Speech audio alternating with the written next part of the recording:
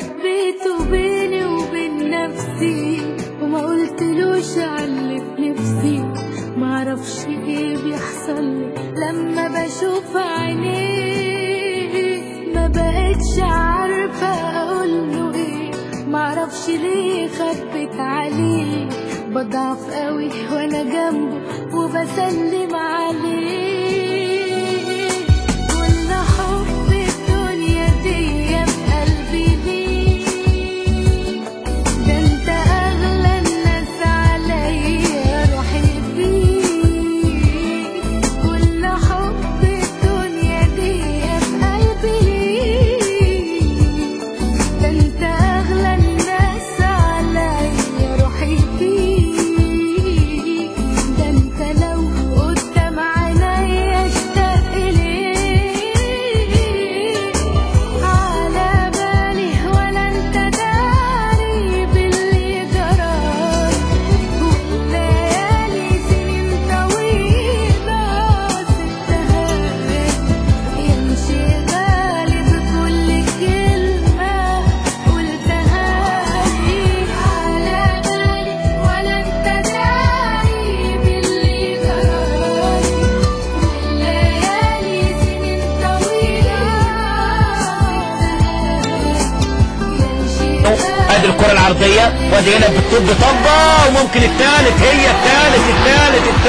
المرة دي مين؟ المرة دي شريف، هو الحريف، عملها على مرتين. شريف اشرف يعني 3 لا شيء. وعمل كرة عرضية خطرة وجول. يلا كل جول جميل. هي دي الكورة، هو ده اشرف الهداف، هو ده الراجل. لعيب كبير قوي يا جماعة، نجم فوق العادة، لعيب كبير ده شبه فنانين سينما بالظبط. الراجل ده مش ممكن. احمد مجدي على المهارة والكرة الكروس اوفر الرائع اللي عملها، مش ممكن على الراجل القروبة ده شريف اشرف. شفت هو بيلعب ناحية الشمال دايما، حدث مين راح ناحية اليمين، شايف الكروس اوفر معمول، مسك ظهر المدافع، خدها الكورة، خدها من اعلى نقطة، نزل بيها موجهة في الزاوية البعيدة. لعيب عالمي شريف اشرف، متمكن جدا مميز. لسه بقول احمد مجدي كمان ده رائع. شوف كروس اوفر ماشي مع الكورة، شوف الارتقاء من اعلى نقطة ومنزل الكورة هات من بيبص بيلمح بطرفين وعمل كورة بينيه حلوة خطر وجه. هوبا جول. يلا جول. هو كاميرا جايبان النجم العالمي الكبير هو شريف اشرف. مش ممكن تمريرة جميلة من احمد عبد الرؤوف. شريف اشرف يطلع يكنس في منتخب مصر على طول. ده بعد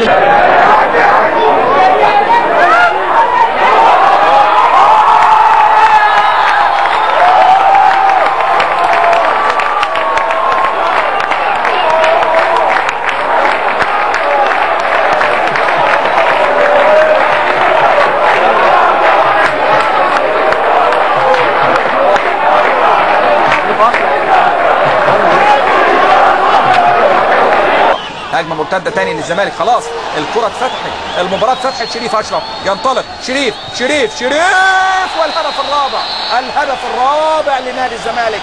خلاص هي اصبحت هي اكبر نتيجه في اللقاء، اصبحت اكبر نتيجه في تاريخ لقاءات الفريقين. 4-0 حتى الان. شريف اشرف يلقى بالتحيه من شقيقه زميله محمد عبد الله. الزمالك الواحده اول لمسه يعملها له على حازم امام وشريف اشرف وبيفوت من جنب كلوب ويلعبها في المرمى. اول لمسه لشريف اشرف، اول لمسه والتمريره الجميله عملها له حازم امام وهو خلصها على طول. ومراوغ جميل عملها لنزول جان كلوب، اتطرفت شويه من ناحيه الشمال لفها في المرمى الخالي وسجل ثاني الاهداف مع اول نزول له. اول ثانيه نزل فيها اتمررت الكوره من حازم امام، سجل منها ثاني اهداف الزمالك هذا اللاعب المتميز شريف اشرف. 2-0 للزمالك. شريف اشرف اول لمسه اول ما نزل على طول لسه نازل اتلعبت من حازم امام بينيه جميله وقطع حلو جدا معاها وكمل. اخبار موقع الزمالك اليوم بتستضيف النهارده الشبح اللقب اللي احنا اديناه له ايام ما كان موجود مع دي كاستال وهنري ميشيل. وبنرحب بيك معانا في موقع الزمالك اليوم كابتن شريف اشرف. كابتن شريف وحشتنا. انت كمان والله ربنا يخليك يا رب. جماهير الزمالك لسه بتذكر اسمك بالخير، كان لعيبه من اللعيبه المحترمين اللي جت نادي الزمالك، واللعيبه اللي مشيت بطريقه غلط، واحنا لسه واعيين للطريقه دي، وبنعتذر لك برضو زي ما قدمنا الاعتذار لمحمد عبد المنصف، بنقدم لك الاعتذار المره الثانيه برضو على الموقف الاخير اللي انت جيت بسببه، وبنرحب بيك مره ثانيه. عاوزين نعرف منك شايف نادي الزمالك ازاي بعد موجود المعلم حسن شحاته على راس الجهاز الفني؟ بسم الله الرحمن الرحيم. اولا انا يعني الموضوع الحمد لله مش محتاج طبعا اعتذار ولا حاجه، يعني الحمد لله انا يعني نادي الزمالك له فضل عليا، و يعني مساله ان انا امشي دي كانت مساله نصيب يعني، والحمد لله على كل حاجه. المهم انه يعني ان شاء الله يفضل بخير ويقدر ان شاء الله يرجع تاني بطوله ان شاء الله.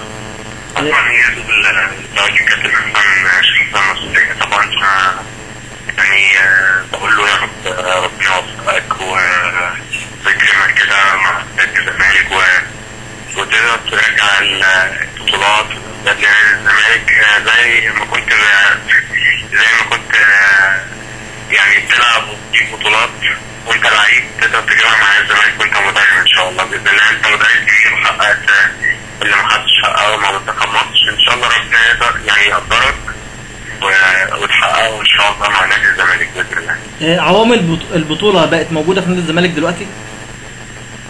والله يا رامي انا شايف انه يعني الجهاز الفني ما شاء الله يعني جهاز سواء كابتن حسن ومعاه طبعا كابتن يوسف المدرب المساعد، كان مدرب كبير وكان من اللعيبه الكبيره اللي جت في نادي الزمالك.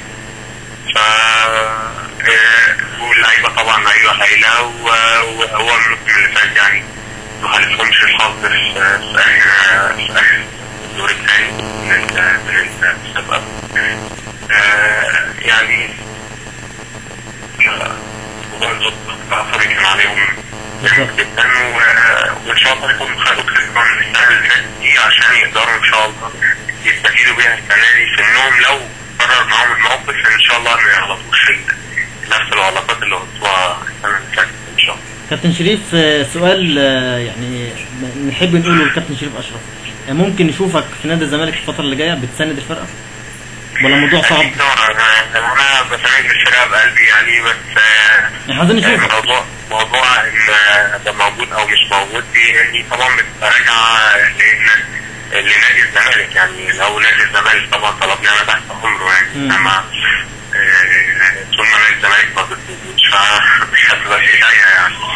ان شاء الله ربنا يقدرني واظهر بمستوى كويس السنه دي اكتر من السنه اللي فاتت كمان ان شاء الله، يعني ان شاء الله ممكن يعني على اخر السنه ان شاء الله باذن الله يعني يكون في فرصه ان شاء الله، يعني لو في نصيب ونادي الزمالك طلبني انا.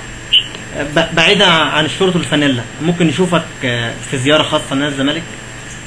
اكيد طبعا، نادي الزمالك انا ممكن اروح اشجعه في المدرجات. لا احنا بنتكلم في التمرين في نادي الزمالك 100 عضو. فان شاء الله باذن الله يعني يكون في ان شاء الله قريب ان شاء الله.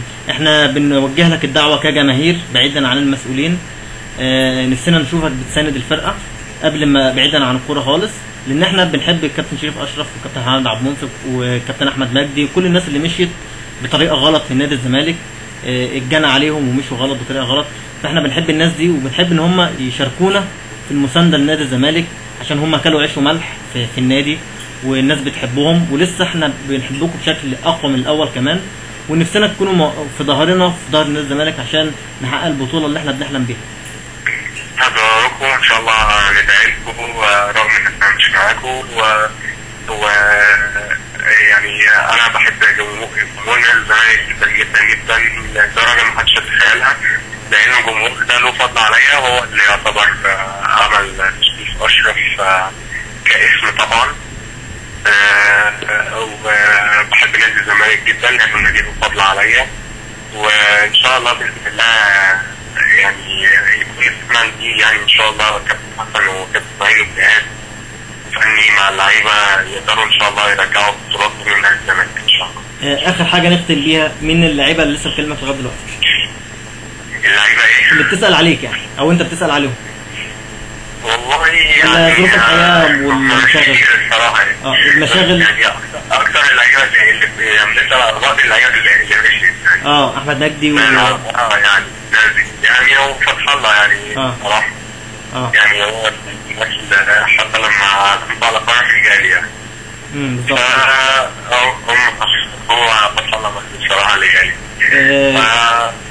فان شاء الله باذن الله يعني يكون سنه خير كده وسنه جميله على الزمالك. كابتن شريف اشرف، في النهايه احنا بنوجه لك كلمات الحب والمسانده، ونتمنى نشوفك هداف للدوري ان شاء الله السنه الجايه،